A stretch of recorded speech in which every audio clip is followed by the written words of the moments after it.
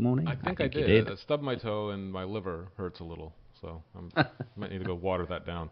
All right, so let's wrap things up here if we can. Final thoughts about the week that was and the week that's coming. Vass, anything to note?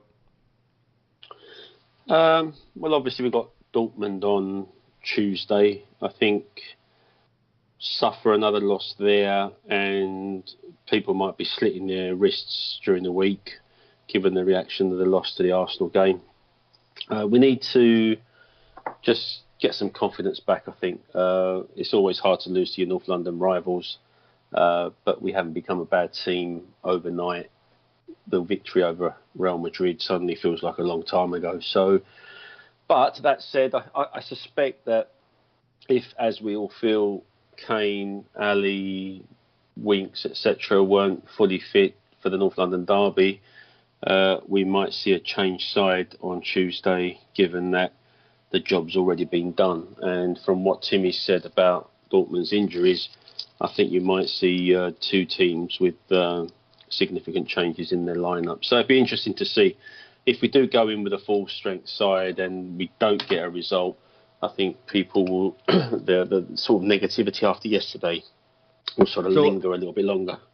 So you said the job's already done. I don't think it is, because I don't think it is either. we need to claim that top spot in the group, and you need a point at least. Yeah, fair. That's fair. Yeah, you're absolutely right. Okay, so yeah, all right. Well, we'll see how it goes. I guess the Apoel game at Wembley would be the one where it gets sort of secured, if you like. I mean, we were talking about the Real Madrid game as a free hit a couple of weeks ago, but it's turned out perhaps that the Dortmund game has become our free hit. So yeah, we'll see what happens. And as far as the West Brom game goes on the Saturday, be interesting to see if Pulis is still their manager, because there's been a lot of rumblings yesterday about the fact that he may be gone soon. So be interesting to see what happens on that one too. Yeah, I heard the stats. 2 in 22, 2 wins in his last 22. Yeah, I hadn't realised it was that grim, but nor me. Seeing them getting drubbed 4-0 at home by the Chavs was obviously, well, here comes the wounded animal limping into Wembley next week. We know how that story ends, but based on that statistic of 2 in 22, will he still be in a job by the time they come to Wembley next Saturday? It'll be interesting. Yeah, I thought I pegged West Brom last year to be one of these teams that would be up and coming, especially with their new billionaire I can't remember if it's Chinese or Japanese ownership group that they now have, and that they would start really investing in that club, and West Brom could be the next team on the rise. And man, they have fallen flat on their face to start this campaign, or at least midway through this the early parts of this campaign. And I think they're ripe for the picking. I would hate to be West Brom after the way Spurs played against Arsenal and have to suffer what's going to happen to them next weekend, because I think it's going to be quite a drubbing. Timmy, what about you? Any final thoughts, shout-outs going into this last week before we get into predictions? Just a couple thoughts on the Dortmund match. I think we will see a very strong side from us, a very attack-minded side with Rose coming in, Aurier coming in, Son coming in, especially with Dortmund's defensive woes at the right back position. They're on their second, possibly third string player, center backs. They could be starting an 18-year-old there, because Umir, Toprak, and Socrates could both be unable to go.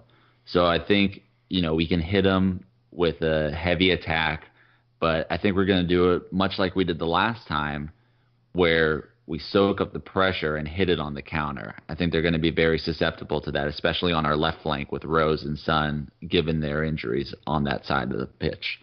So I'm looking forward to that one, but those are just my thoughts against Dortmund. It's still going to be a very tough match. They got a lot of attacking options: Götze, Pulisic, Aubameyang, Schürrle, Kagawa, Yarmolenko, Maximilian Philipp. It's a tough team. It's going to be interesting, but I think it's going to be a high goal-scoring affair. I agree with you. Simon, what about you? Any thoughts, Arsenal or looking forward?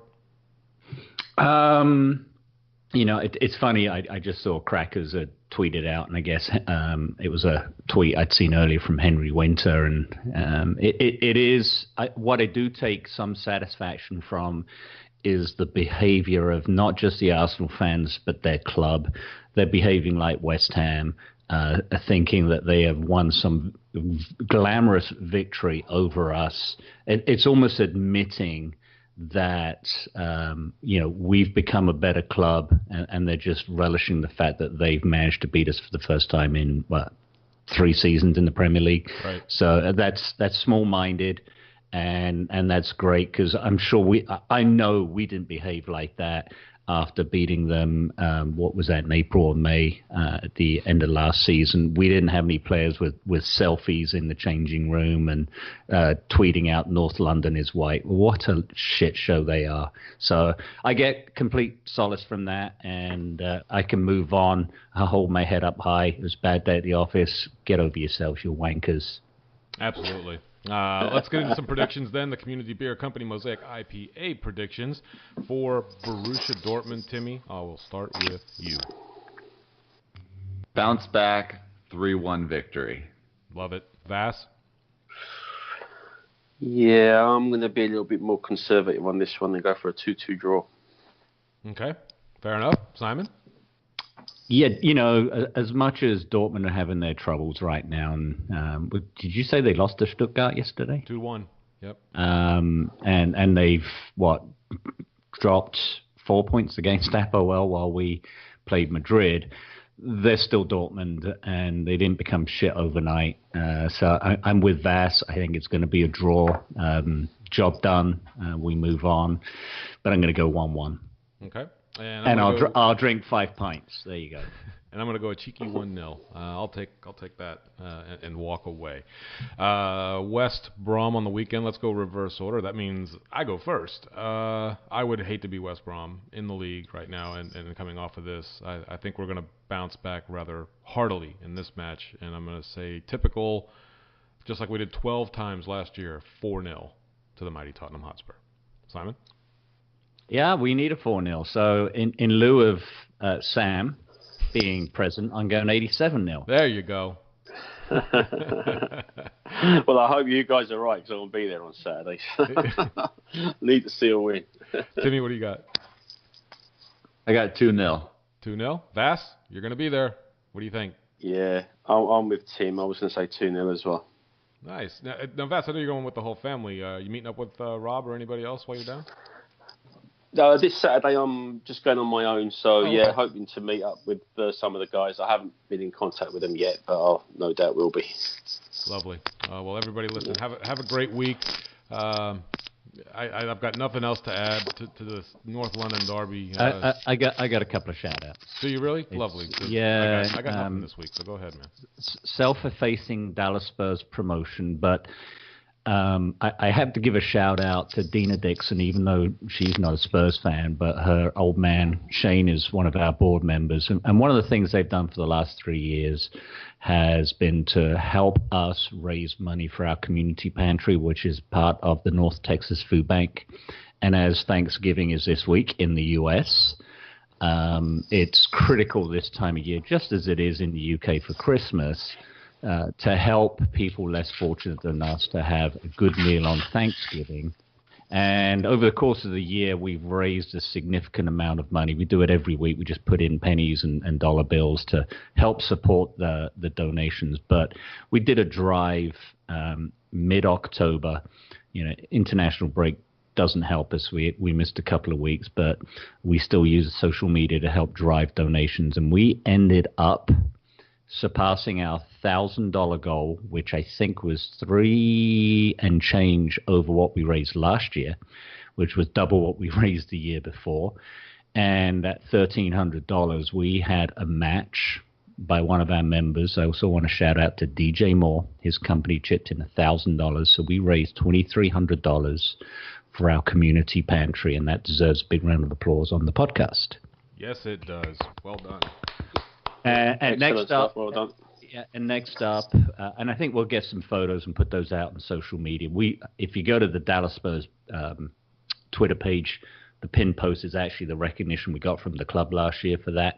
We certainly don't do it for the recognition. We do it for people who deserve a great meal on Thanksgiving. But next up, Jared Sandler, who works with the Texas Rangers organization, is putting on a golf event at Top Golf in the Colony here in Dallas on December 3rd, and the club was kind to donate a signed, authenticated ball from the first team, and we are in. I think we doubled our raffle ticket purchases yesterday, so we're about $750 after Ken chipped in yesterday, which is great. Thank you, fellas, and Tim. You're welcome. So I'll be promoting that probably in the next 10 days to see if we can reach our goal of $1,000 that we can raise for Special Olympics. So it's just mind-blowing how people are willing to dip into their pockets to help support these great causes. So thanks, everyone. Very well done. Very well done. Timmy, if you've got nothing else, take me on home, man. I got nothing else. That will do it for us here at the Stars and Stripes. Thank you for tuning in, all of you Lily Whites. And for the rest of you lot, be kind to one another, as always, unless the other guy's wearing red. Total wanker.